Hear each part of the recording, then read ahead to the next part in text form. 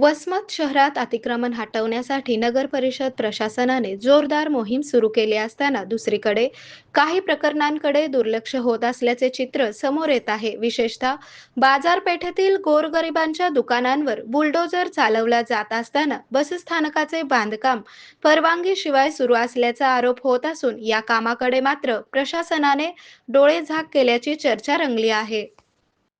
माहितीनुसार संबंधित बसस्थानकाचे काम आवश्यक परवानग्या न घेता राजरोसपणे सुरू असल्याचे स्थानिकांकडून सांगितले जात आहे. मात्र या प्रकरणी कोणतीही चौकशी किंवा कारवाई झाल्याची ठोस माहिती समोर आलेली नाही. त्यामुळे नियम फक्त सामान्य नागरिकांसाठीच का, असा सवाल उपस्थित केला जात आहे.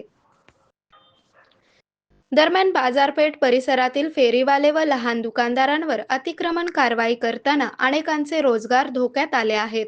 काही ठिकाणी मोठ्या व प्रभावशाली व्यक्तींच्या अतिक्रमणाकडे दुर्लक्ष होत असल्याचे आरोप होत आहेत.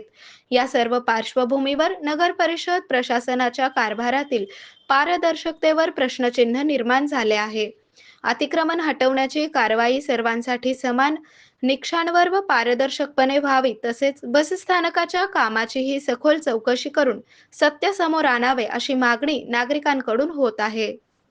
आरोग्य म्हणजे केवळ औषध नाही, तर निसर्गाच्या योग्य उपचारांनी मिळणारी खरी आरामदायक अनुभूती.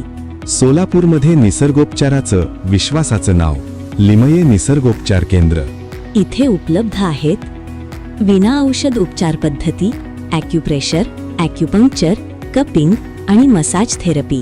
सर्व प्रकारच्या आजारांवर निसर्गाच्या माध्यमातून